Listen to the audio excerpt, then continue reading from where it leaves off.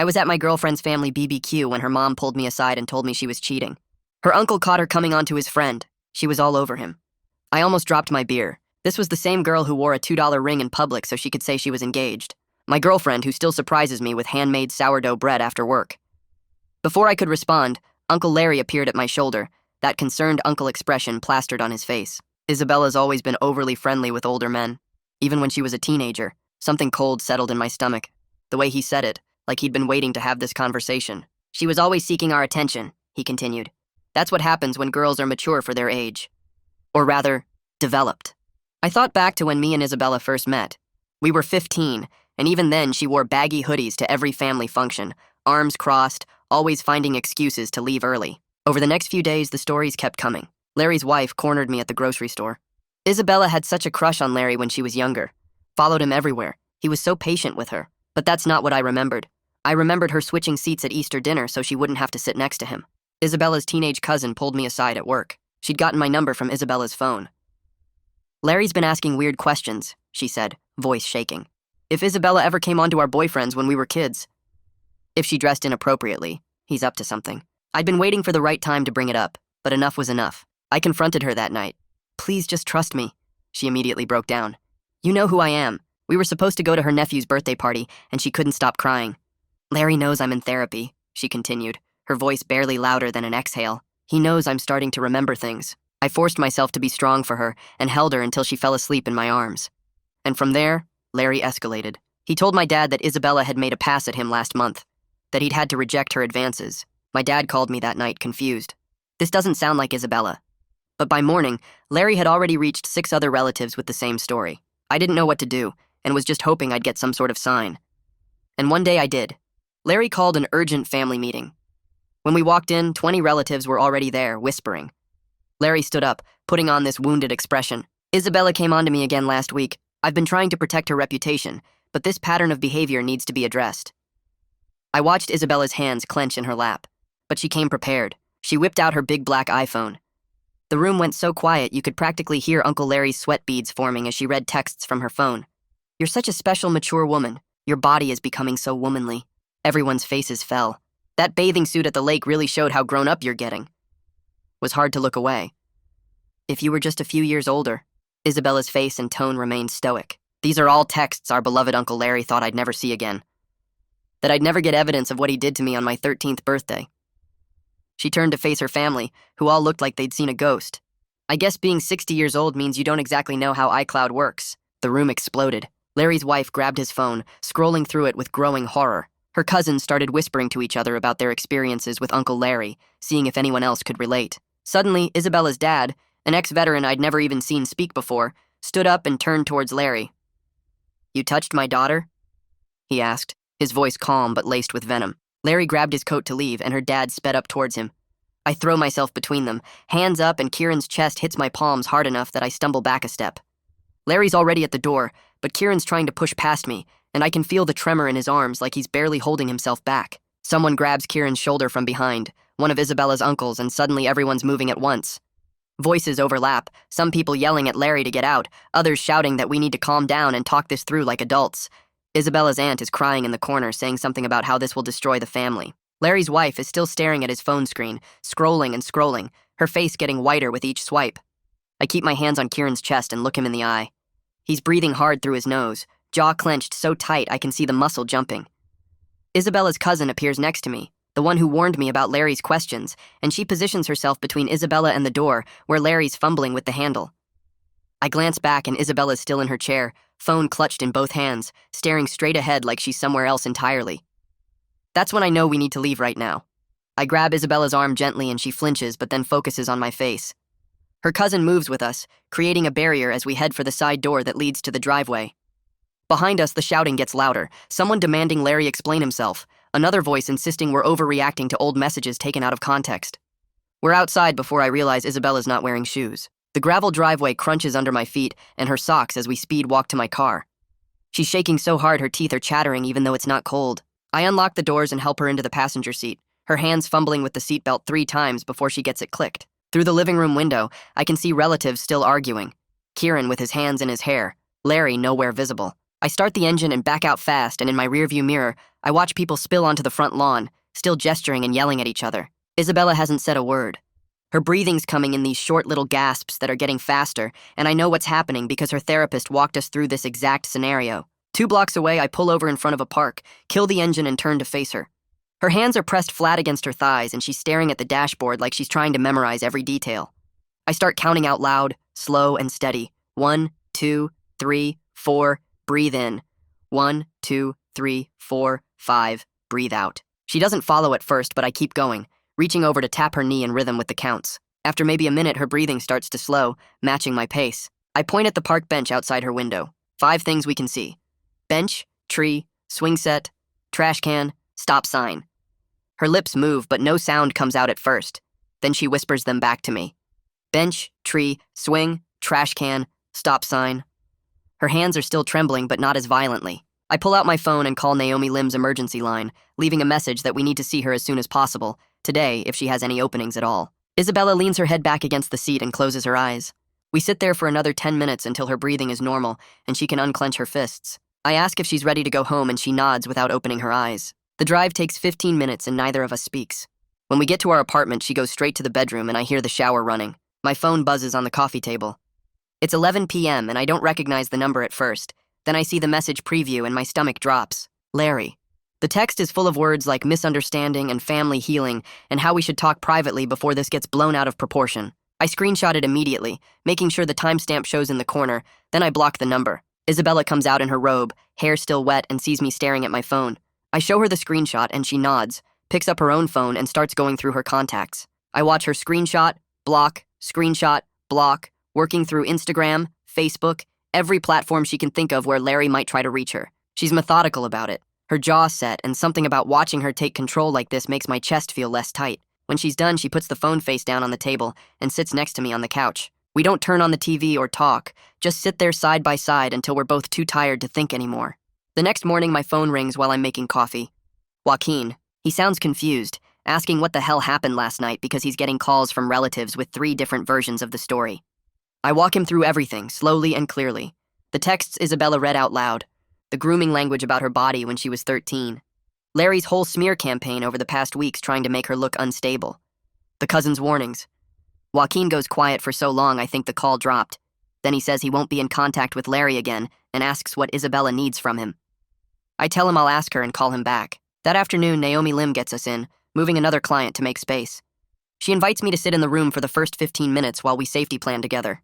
Isabella's voice is steady but quiet as she explains she wants to report what happened, but she's scared of the police, scared no one will believe her, scared of what it will do to the family. Naomi validates everything, saying fear doesn't mean the choice is wrong. It means the stakes are real, and Isabella's being smart about weighing them. She pulls out a folder with information about victim advocates and organizations that specialize in supporting survivors through the reporting process. Isabella takes notes in her phone, asking questions about what happens at a police station, how long it takes, whether I can be there with her. Naomi answers each one carefully, never sugarcoating but also never catastrophizing. When my 15 minutes are up, I squeeze Isabella's hand and leave them to talk privately. That evening, we go through our apartment room by room. I call a locksmith and pay extra for same-day service, getting new locks installed even though Larry's never had a key. We block his number and Rose's number on both our phones. Isabella suggests a code word system, something we can text each other if either of us feels unsafe and needs immediate help without being able to say it out loud.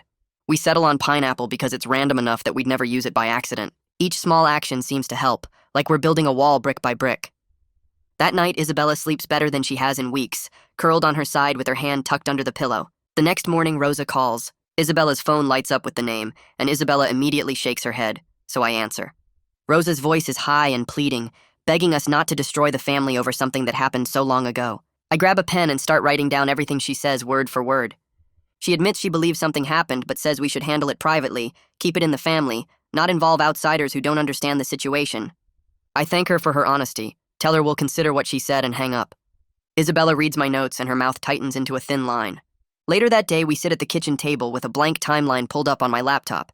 Isabella starts listing dates from her recovered memories, and I add Larry's recent actions to the same document. The text from when she was 13, her starting therapy 6 months ago, Larry beginning his smear campaign 3 months ago, right after Isabella mentioned recovered memories to her mom, the cousin's warning 2 months ago, the family meeting yesterday.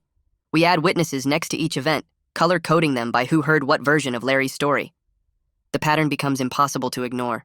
Every time Isabella got closer to remembering, Larry escalated his attacks on her credibility. We save multiple copies of the document, and I email one to myself as backup. Isabella stares at the timeline for a long time, then says she wants to report it. Not because she knows what will happen, but because staying silent feels like letting Larry win. I ask if she's sure, and she nods, so we call Naomi and ask what the next step looks like.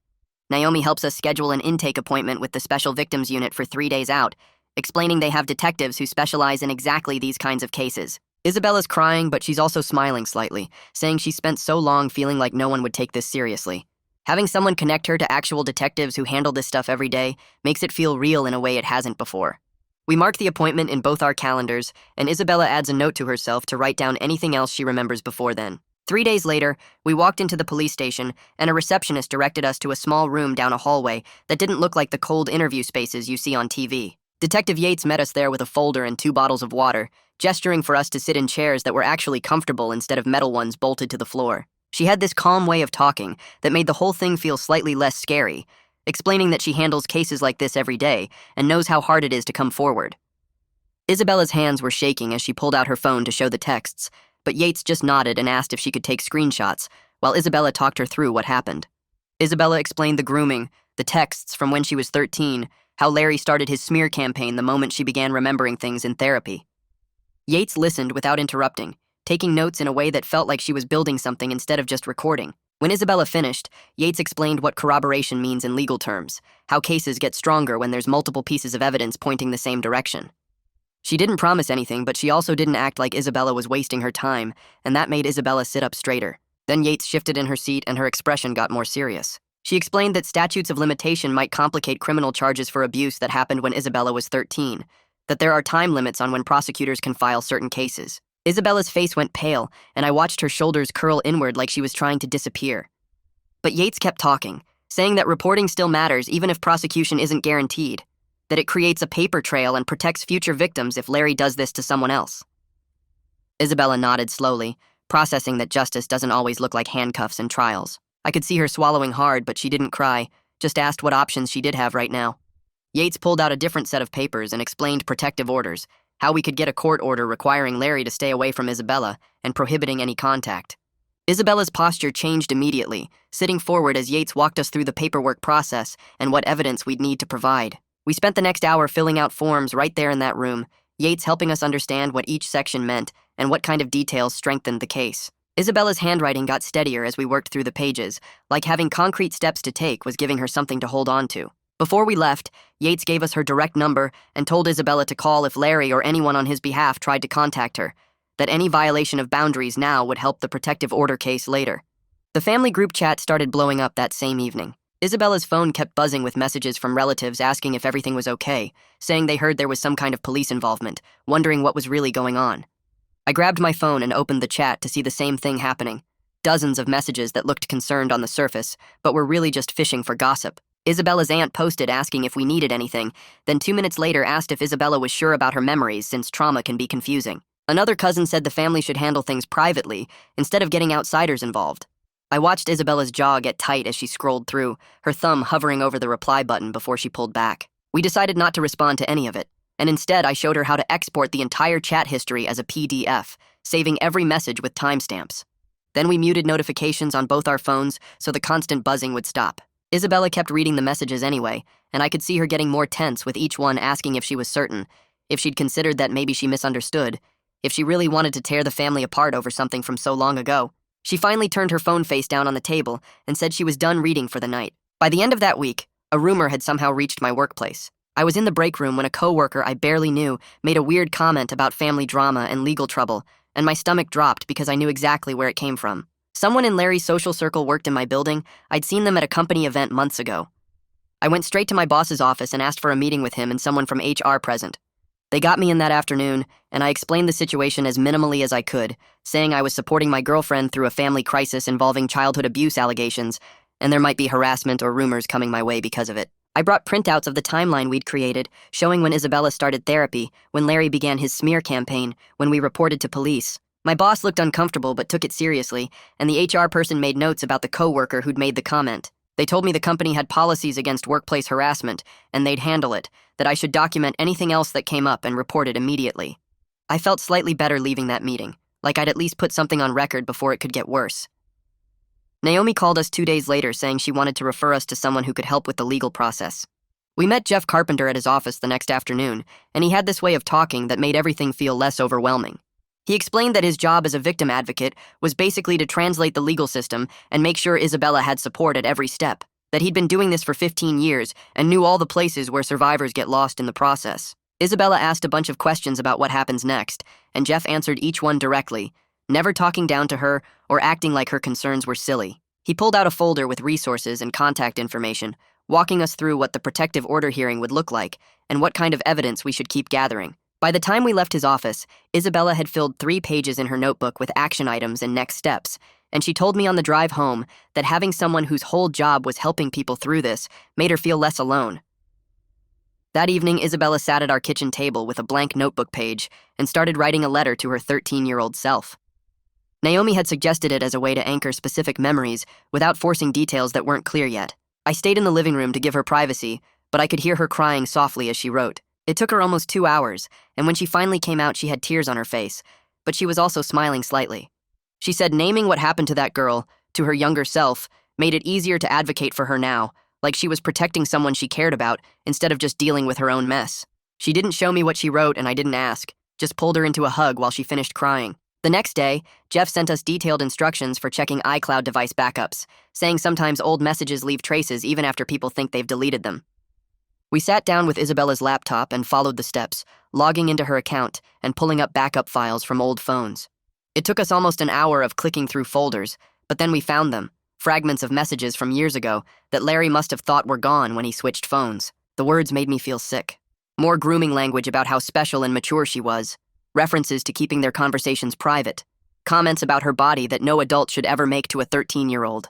Isabella's hands were shaking as we screenshotted everything, and I immediately forwarded all of it to Detective Yates with a message explaining where we found it. Yates responded within an hour saying this was exactly the kind of corroboration that strengthened cases, that she'd add it to the file.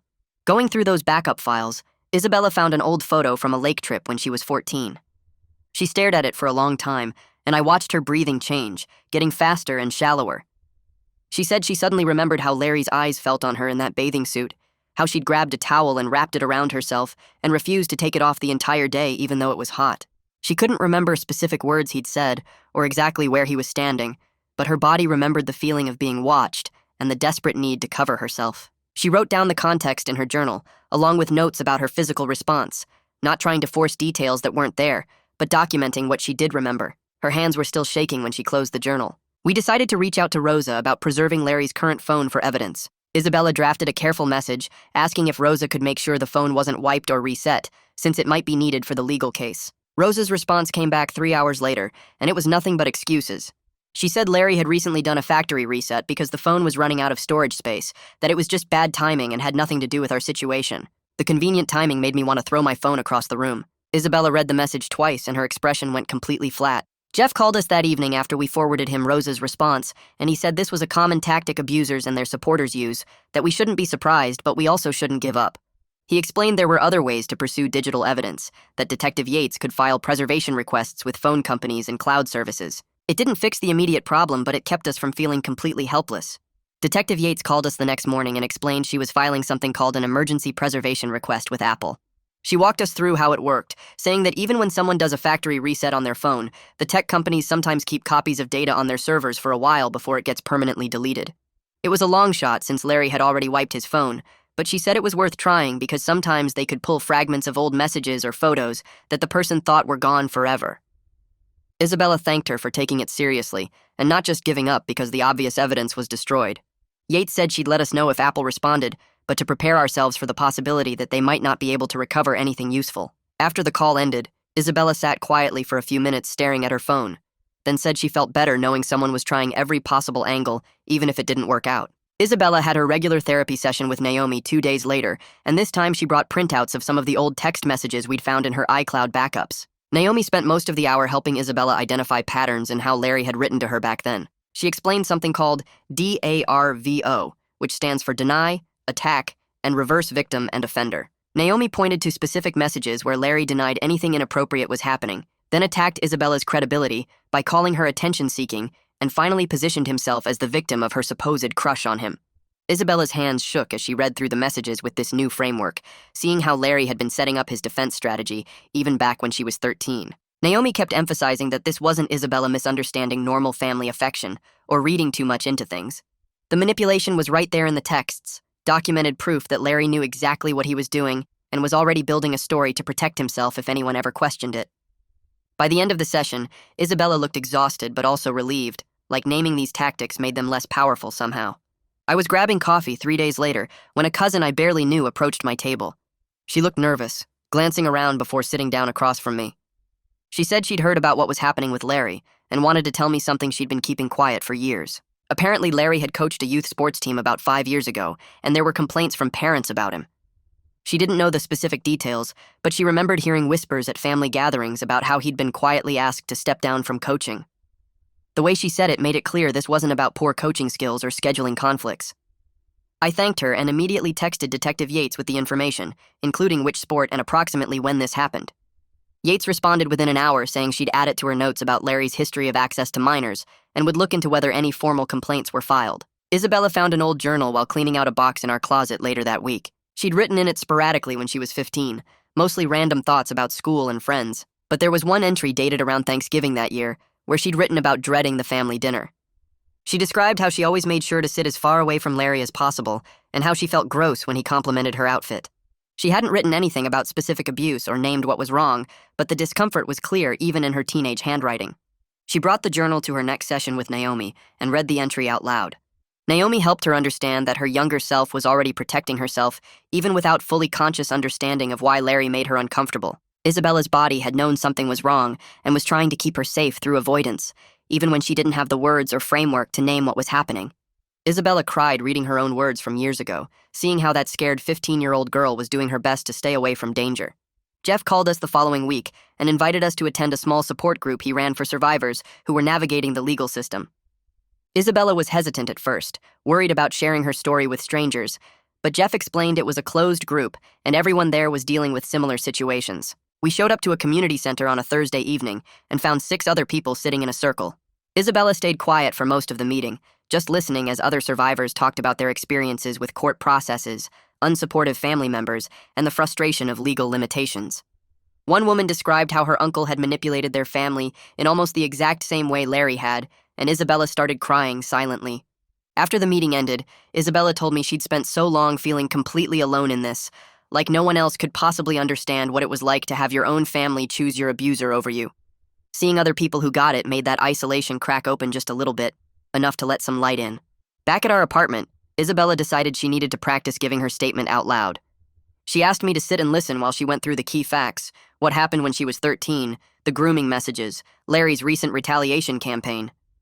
Her voice shook at first, and she had to stop twice to steady her breathing, but each time she went through it, her words came out clearer and more solid. She wasn't trying to fake confidence she didn't feel, or perform some perfect victim testimony. She was just building muscle memory for speaking about what happened when the pressure was on and people were watching. By the 4th run through, she could get through the whole thing without her voice breaking, and she said that felt like progress, even if she was still terrified of the actual hearing. I met Joaquin for coffee the next morning to have a conversation I'd been putting off. I needed to set clear boundaries about how he talked about this situation with other family members. I explained that I needed him to stop having neutral conversations with relatives where he entertained both sides or tried to stay diplomatic about Larry. He agreed immediately and said he'd already told several family members that he believed Isabella and wouldn't discuss it further with anyone who didn't. He admitted he'd been fence-sitting at first because he didn't want to believe his friend's brother could do something like this, but the evidence was too clear to ignore.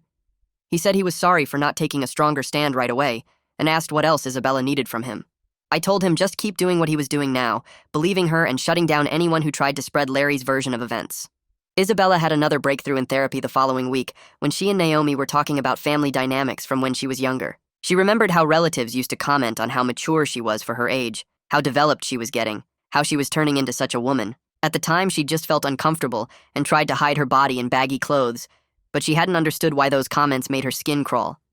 Naomi helped her reframe those comments as grooming enablers, adult language that sexualized a child and created an environment where abuse could happen more easily.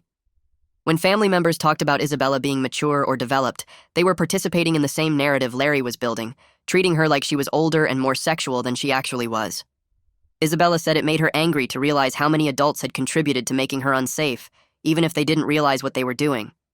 She'd spent years blaming herself for wearing the wrong clothes or acting the wrong way, when really the adults around her should have been protecting her instead of commenting on her body. A letter arrived in our mailbox about 10 days later with a law firm's return address. Isabella's hands were shaking as she opened it, and I watched her face go pale as she read. It was from a lawyer representing Larry, threatening defamation claims if Isabella continued spreading false allegations about him. The letter was full of legal language about reputational harm and potential civil liability, and it sent both of us into a complete panic. We immediately forwarded it to Jeff, who called us back within 2 hours. He explained this was a standard intimidation tactic that abusers and their lawyers use to scare victims into silence. The letter had no real teeth given all the evidence we had, the text messages, the other survivor who'd come forward, the pattern of behavior. Jeff said we should forward it to Detective Yates for documentation, but otherwise ignore it as the empty threat it was. Even hearing that it was just intimidation, the legal language still made my stomach turn, and Isabella couldn't stop shaking for the rest of the evening. Isabella spent the weekend drafting a statement for the handful of relatives who'd reached out privately, wanting to understand what happened. She kept it clear and factual, not trying to justify herself or explain every detail. She stated what Larry did to her when she was 13, what evidence existed in the form of text messages and other survivors, and what boundaries she needed from family going forward. She didn't send it to everyone, just the people who'd earned that trust by believing her and supporting her without making her prove herself over and over. The rest of the family could figure it out on their own, or stay in the dark. She didn't owe them her story. After she hit send on the last email, she closed her laptop and said she felt lighter somehow, like she'd stopped carrying the responsibility of making everyone understand and could just focus on the people who actually mattered. 3 days later, we met Detective Yates at the station to record a formal video statement. Isabella sat in a small interview room with soft lighting, a camera on a tripod pointed at her face. Yates explained this would create a record of Isabella's disclosures that couldn't be challenged later as changing stories or false memories. Isabella's hands shook as she adjusted the microphone clipped to her collar. She took a breath and started talking, keeping her eyes on a spot just above the camera lens. She described the grooming texts, the birthday party when she was 13, the feeling of being cornered near the basement stairs. Her voice wavered, but she didn't stop, just stated the facts as clearly as she could remember them. Yates asked clarifying questions about dates and locations, and Isabella answered each one without getting defensive or over-explaining. When we finished, Yates stopped the recording and told Isabella she did really well, that her statement was clear and credible. Isabella nodded and wiped her eyes, and I could see some of the tension leave her shoulders. That night, Isabella woke up at 3 a.m. gasping, her hands clutching the sheets. I turned on the bedside lamp and she was staring at the wall, breathing hard. She told me she'd had a nightmare, but this time a specific detail came back. She remembered exactly where he was standing during her 13th birthday party, near the basement stairs where he cornered her away from everyone else. She was shaking and disoriented, her mind trying to separate dream from memory. I grabbed her journal from the nightstand and handed it to her. She wrote down the detail immediately, treating it as information instead of letting it spiral into panic like Naomi had taught her. She dated the entry and added the context, then closed the journal and focused on her breathing until her hands stopped trembling. A cousin who believed Isabella called me the next week and offered to let us digitize old family camcorder tapes from when Isabella was younger. She said she'd been going through boxes in her garage and found footage from family gatherings years ago. We drove over that Saturday and spent a grim afternoon watching grainy video on her TV. The tapes showed birthday parties, holiday dinners, lake trips from when Isabella was 12 through 15. We flagged several timestamps where you could see him hovering near teenage Isabella in the background. In one clip, he was following her with the camera. The lens zoomed in on her in a bathing suit. His voice came through the audio making comments about how grown up she looked, how mature she was getting. Isabella sat stiff on the couch watching herself as a kid, seeing things she didn't have words for back then. She started naming the boundary violations out loud as we watched. How he stood too close when talking to her, his hand on her shoulder for way too long. How he steered every conversation toward her appearance or her body. How he positioned himself between her and the exits at family gatherings. Seeing it on video made the grooming pattern impossible to deny, even in moments that seemed normal at the time. In one clip from a Christmas dinner, teenage Isabella was wearing a baggy hoodie and had her arms crossed, and you could see her physically lean away when he sat down next to her. Her cousin made copies of everything, and we left with 3 USB drives full of footage. Detective Yates reviewed the camcorder footage at the station 2 days later. Isabella and I sat across from her desk while she watched clips on her computer, taking notes. When she finished, Yates explained gently that the footage was valuable context, but not a smoking gun for criminal charges. It showed inappropriate behavior and grooming patterns, but not illegal contact that could be proven beyond reasonable doubt. Isabella's face fell, but she nodded, understanding that the legal bar was high for prosecution. Yates added that it still mattered to have the pattern documented, that it strengthened the overall case even if it wasn't enough on its own. Isabella said she got it, that she wasn't expecting magic solutions, just wanted everything on record. Isabella spent the next few days preparing to have a difficult conversation with Kieran about how he didn't see or stop what was happening when she was younger. She was angry, but she also wanted to give him a chance to take responsibility, instead of just cutting him off completely. She worked with Naomi in therapy to plan what she needed to say, how to stay focused on specific examples instead of getting lost in emotion. She wrote down key points she wanted to hit and practiced saying them out loud until her voice stayed steady. The conversation with Kieran happened at a coffee shop, neutral territory where Isabella felt safer. She told him directly that he'd minimized signs when she was younger, that he'd chosen not to see what was happening right in front of him. Kieran sat across from her looking gutted.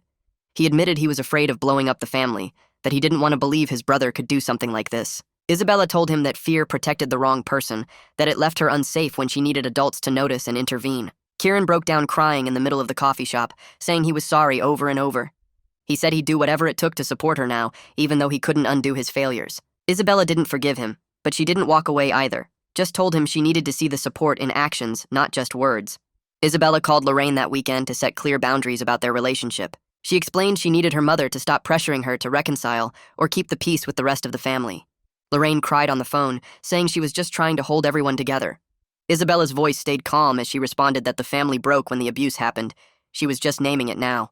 Lorraine kept saying she didn't know what to do, how to fix this. Isabella told her there was nothing to fix, just a choice about whether to believe her daughter or protect a predator.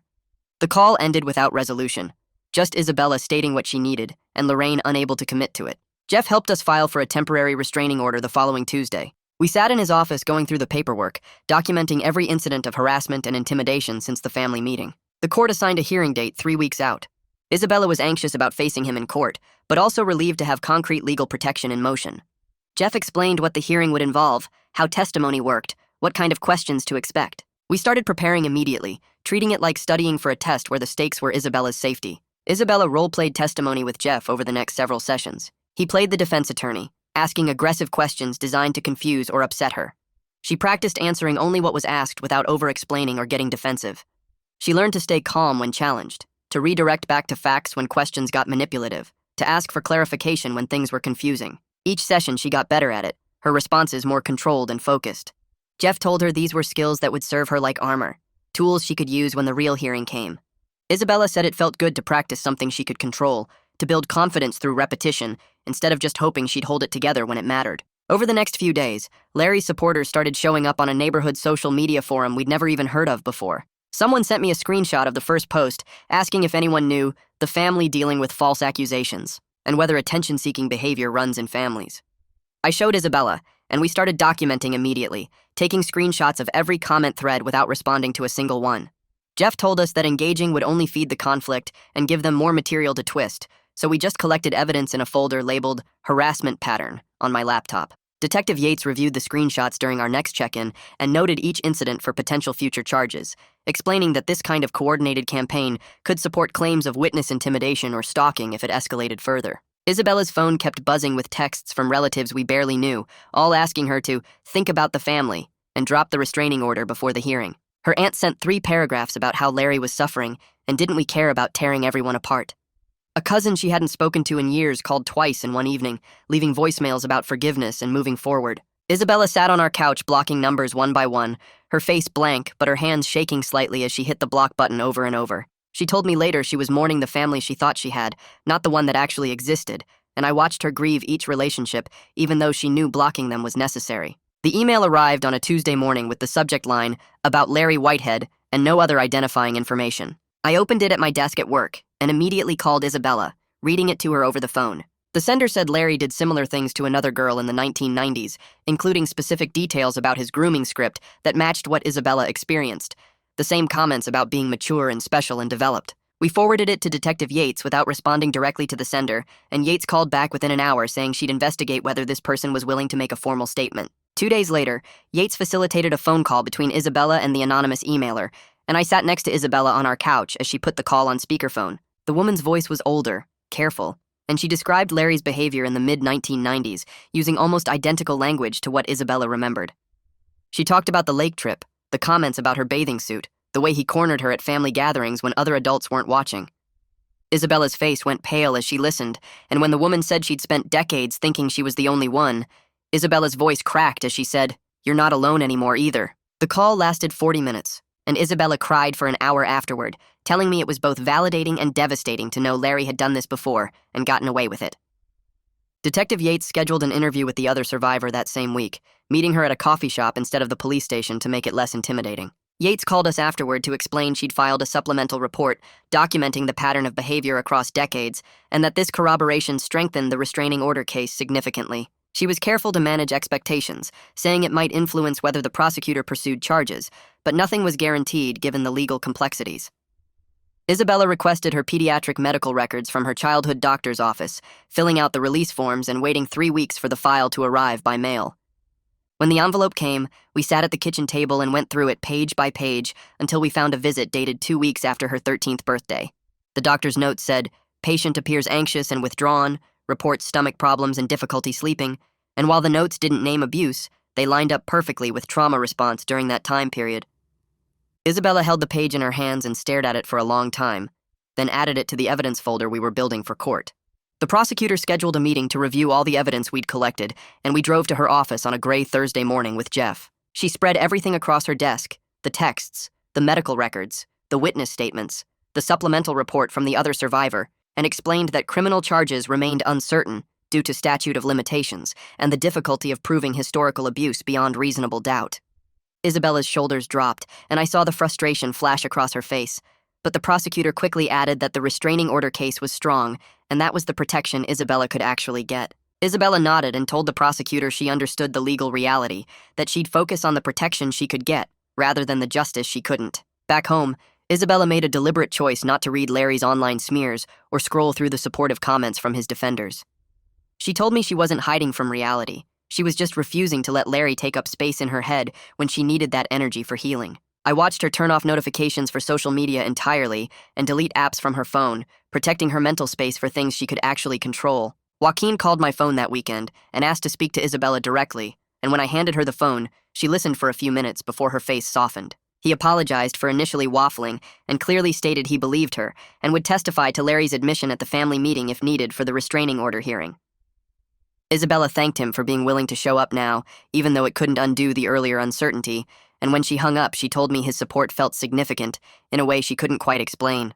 Jeff helped Isabella record a victim impact statement for the court, setting up his laptop in a quiet room at his office so she could have the option to submit it in writing rather than speaking it aloud during the hearing.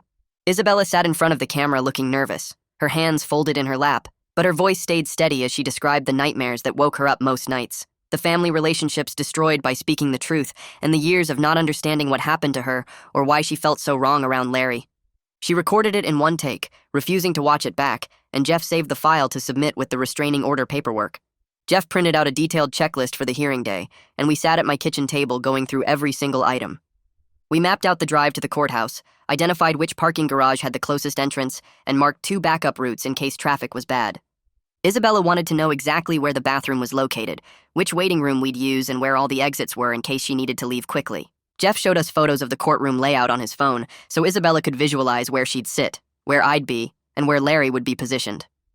We planned who would drive, what time we'd leave, what Isabella would wear, and even what she'd eat for breakfast that morning. Each tiny detail gave Isabella a little more control over a situation that felt completely out of her control, and I watched her shoulders relax slightly as we checked items off the list. Jeff explained the security screening process so we wouldn't be surprised by metal detectors or bag searches, and he gave Isabella his direct cell number to text if she needed anything the morning of the hearing. We practiced walking through the timeline 3 times, from leaving the apartment to arriving back home afterward, until Isabella could recite the plan without looking at the checklist. The morning of the hearing arrived, and I woke up before the alarm to find Isabella already dressed and sitting on the edge of the bed. Her hands were shaking as she tied her shoes, and I made her toast even though she said she wasn't hungry. We drove to the courthouse in silence, following the exact route we'd planned, and I parked in the spot closest to the entrance, just like we'd mapped out. The security screening felt invasive even though we knew it was coming, emptying pockets and removing belts while courthouse staff waved metal detector wands over our bodies. Isabella's hands were ice cold when I held them after we collected our belongings from the plastic bins. We turned a corner in the hallway and spotted Larry standing near a window with his attorney, both of them in dark suits looking over paperwork. Isabella's jaw locked and she stared straight ahead, refusing to make eye contact, and I guided her past them with my hand on her lower back. Jeff met us at the designated waiting room and ushered us inside quickly, closing the door behind us to create a barrier between Isabella and Larry. The room was small but private, with chairs along the wall and a water cooler in the corner, and Isabella sat down heavily like her legs couldn't hold her anymore. Jeff sat in the front row of the courtroom, exactly where Isabella could see him when she took the stand. She walked to the witness chair with her back straight and her hands folded, looking directly at the judge instead of scanning the room for Larry. The judge asked her to state her name for the record, and Isabella's voice came out clear and steady. She described the text messages Larry sent when she was 13, reading excerpts without emotion or performance, just stating what the words said and when he sent them. She explained how Larry groomed her over months, making comments about her body and suggesting they had a special connection that other family members wouldn't understand. She testified about the abuse that happened on her 13th birthday, keeping her language factual and direct without embellishing details or trying to make anyone feel sorry for her. The judge asked clarifying questions about dates and Larry's access to her as a child, and Isabella answered each one precisely. She described Larry's recent campaign to discredit her, listing the relatives he contacted and the lies he told about her, and she explained how his actions matched the pattern of behavior from when she was young. Jeff gave her a small nod from the front row when she finished, and Isabella stepped down from the witness stand with her hands still steady. Larry's attorney stood up for cross-examination, wearing an expression of fake concern that made my stomach turn. He suggested Isabella might have misunderstood normal family affection, implying that uncles often compliment their nieces, and that doesn't make it grooming. He asked if Isabella had ever dreamed about the abuse, and then confused those dreams with real memories, his tone dripping with false sympathy. He questioned why Isabella waited so many years to report if the abuse really happened, suggesting that real victims come forward immediately. The judge interrupted him sharply, telling him to stop badgering the witness and stick to relevant questions. The attorney tried a different angle, asking if Isabella was sure the text messages weren't taken out of context, or if maybe Larry was just being supportive during a difficult time in her adolescence. The judge interrupted again, her voice harder this time, warning the attorney that she wouldn't tolerate victim-blaming tactics in her courtroom. Isabella's voice shook when she answered the questions, but she held steady, repeating the facts clearly and refusing to let the attorney twist her words. She stated plainly that she knew the difference between appropriate family affection and grooming, that her memories were real and not dreams, and that she didn't report sooner because she was a child who didn't understand what was happening to her. The judge reviewed the evidence spread across her desk, the text messages and witness statements and medical records and supplemental police reports. She stated clearly that based on the preponderance of evidence, she was granting a 1-year protective order requiring Larry to stay at least 500 feet away from Isabella at all times. The order prohibited all contact, direct or indirect, meaning Larry couldn't call, text, email, or send messages through other people. The judge referred the matter back to Detective Yates for ongoing review of potential criminal charges, noting that the evidence warranted continued investigation. Isabella exhaled so hard I heard it from 3 rows back, and I watched her shoulders physically drop from where they'd been hunched up near her ears for weeks. The gavel came down with a sharp crack, and the judge moved on to the next case, and just like that, the hearing was over. Jeff walked us out through a side exit to avoid Larry in the hallway, and Isabella didn't say anything until we were back in the car. She stared at the protective order paperwork in her hands and said she couldn't believe it was real, that someone with actual authority had looked at the evidence and said Larry had to stay away from her. 3 days after the hearing, Isabella's cousin texted to say Larry had quietly resigned from his volunteer position at the community center where he worked with kids. No announcement, no explanation, just a sudden resignation that the center accepted without questions. Rosa stopped posting in the family group chat entirely, her sudden silence more telling than any statement she could have made. Several relatives who'd been sitting on the fence started reaching out to Isabella with private messages, apologizing for not believing her sooner and saying they'd suspected something was wrong with Larry for years. The apologies felt good but also painful, because if they'd suspected something, why hadn't they said anything before? Isabella read each message carefully and responded to some but not others, deciding who had earned continued access to her life and who hadn't. My phone filled up with messages from relatives over the next week, the family splitting cleanly down the middle. Some sent final texts about how we'd destroyed the family and torn everyone apart over ancient history that should have stayed buried. They said Isabella was being dramatic, that she'd misunderstood normal uncle behavior, that we were ruining Larry's reputation over nothing. Others sent private messages of support, saying they'd always felt uncomfortable around Larry, but didn't know how to name it. They shared their own stories of Larry's boundary violations, moments they'd dismissed at the time, but now recognized as part of a pattern. Isabella cried reading both types of messages, grieving the relatives who chose to abandon her while trying to appreciate the ones who chose to believe her. She said it hurt to lose people she'd loved her whole life, but she couldn't keep relationships with people who required her to pretend the abuse didn't happen. Detective Yates called 2 weeks later with an update about the digital evidence. Apple had preserved partial account data from Larry's iCloud before he did the factory reset, and their forensic team was reviewing the recovered files. Yates explained the process would take several months, and there was no guarantee what they'd find or whether it would be enough for criminal charges. She managed Isabella's expectations carefully, saying the protective order was the concrete protection we had right now, and the criminal investigation was a separate process with uncertain outcomes. Isabella thanked Yates for keeping her updated and said afterward that she'd made peace with not knowing how the criminal case would end. She couldn't control whether prosecutors filed charges or what a jury might decide, so she was focusing on the protection she had instead of the justice she might never get.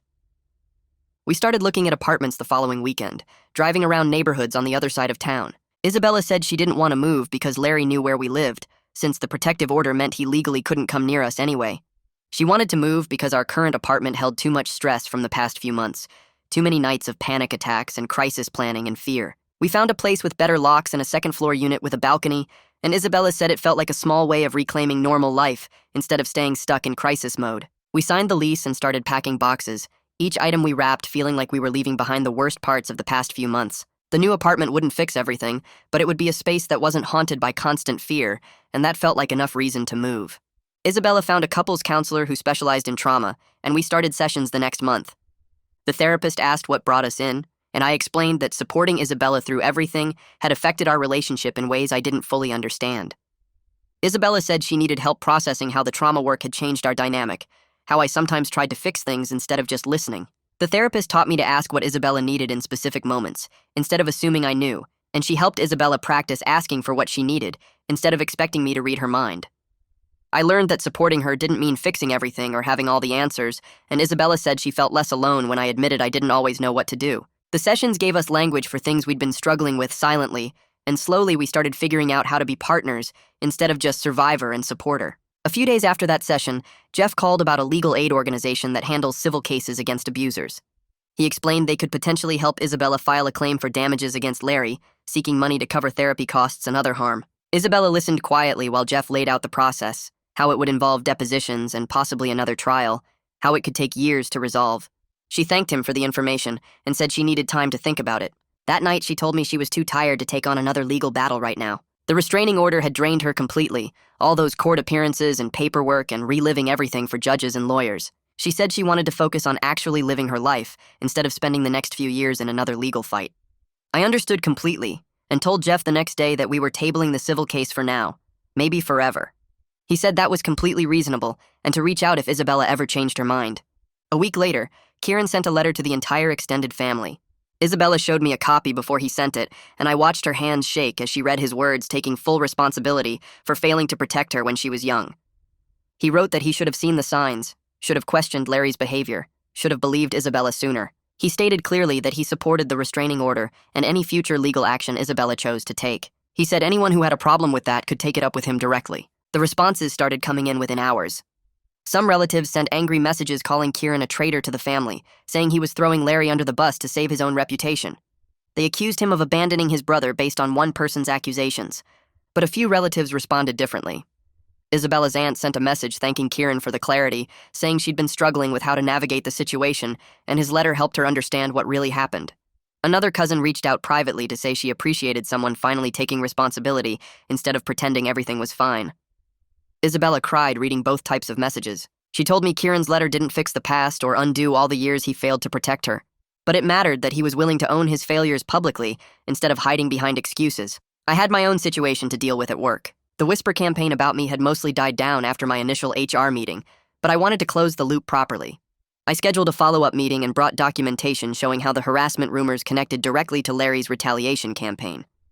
I had screenshots of social media posts from Larry's supporters, timestamps showing when the rumors started relative to the family meeting, and statements from co-workers about who first spread the gossip. The HR representative reviewed everything carefully and made notes about the source of the rumors. She told me clearly that the company supported me and wouldn't tolerate workplace harassment connected to my personal life. Within a week, HR sent out a policy reminder about workplace gossip and professional conduct. The whisper campaign stopped almost immediately after that. People still looked at me sometimes with curiosity, but nobody said anything directly anymore. 2 months after the restraining order hearing, Isabella decided to go back to her part-time job at the bakery. She'd been on leave since everything exploded with Larry, and her boss had been understanding about giving her time. Her first day back, she showed up an hour before her shift started. I drove her there and watched through the window as she tied on her apron and started pulling out flour and yeast. She told me later that she baked a loaf of sourdough bread just for herself before her shift began. Not for me, not for a coworker, not to prove to anyone that she was doing okay, just because she loved baking and wanted to do something that made her happy. She said it felt good to create something just because she enjoyed it, not as a performance or proof of recovery. One night about a week later, Isabella had a panic attack triggered by an old family photo that appeared in her social media feed. Someone had posted a throwback picture from a lake trip years ago, and Larry was in the background. Isabella's breathing got fast and shallow within seconds of seeing it. But we'd practiced for this. We ran through the safety plan we'd worked on in therapy. I guided her through grounding techniques, counting 5 things she could see in the room. We moved to the bedroom where she felt safest. I asked if she needed to call the crisis line, and she shook her head, focusing on breathing with me. Within an hour, she was regulated again, still shaky but functional. She told me afterward that it helped to know the tools actually worked when she needed them. The panic attack reminded us we needed better digital protection. We spent an entire afternoon the next weekend going through our online presence systematically. We deleted old shared photo albums with extended family members. We disabled location sharing features on all our apps. We updated privacy settings across every social media platform, blocking Larry's supporters and limiting who could see our posts. Each small change felt like taking back control over who had access to our lives and information. Isabella's birthday came up a few weeks later. In past years, she'd always done big family gatherings with cake photos for social media and relatives coming over. This year, we marked it quietly with just the 2 of us. No cake photos online, no family gathering, no performance of celebration. We drove out to a state park and hiked for a few hours in the woods. At the top of a trail, Isabella stopped and made a private promise to herself about honoring her healing journey. She didn't tell me what she promised, just that it was for her. She said later it was the first birthday in years where she hadn't felt watched or like she was performing for an audience. That mattered more to her than any celebration. As we settled into our new apartment and new routines, we realized we needed to get realistic about what came next. We sat down together at the kitchen table with notebooks and made lists. One list was everything still unresolved. The criminal investigation with Detective Yates was ongoing, but might never result in charges. Some family relationships were permanently broken. Isabella's therapy work would continue for years, maybe forever. Another list was what we actually controlled. Continuing therapy sessions, maintaining the boundaries we'd set, building a life that wasn't just about crisis mode and survival. We made a 6-month plan that included weekly therapy for Isabella, monthly couples counseling for us, and specific goals around work and normal activities. The plan accepted that some things might never have clean endings. We couldn't control whether prosecutors filed charges. We couldn't fix broken family relationships. We couldn't make the trauma disappear. But we could control how we moved forward. One evening, we sat on our new apartment balcony watching the sunset. I thought about everything that had happened since that family BBQ when Isabella's mom first pulled me aside, the family meeting where Isabella read those texts. Kieran almost attacking Larry, the restraining order hearing, all the relatives who believed us and all the ones who didn't. I looked at Isabella and realized something simple. We weren't fixed and maybe never would be completely. The trauma didn't just disappear because we got a restraining order. Isabella still had panic attacks. I still worried about her constantly. Some family relationships were destroyed forever, but we were safer now than we'd been before. Enough people who mattered believed Isabella and supported us. We were moving forward together with realistic hope instead of waiting for some fantasy rescue that would make everything perfect. Isabella must have been thinking something similar because she squeezed my hand and said, "That's enough for today." And I believed her. So that's the full story of how they navigated a really difficult situation through proper channels. Key takeaways: document everything, use legal advocates, don't engage with harassers online, and accept that justice doesn't always look like prosecution. If this breakdown of the legal process was helpful, subscribe for more stories that show you how people actually navigate these systems. Stay safe out there.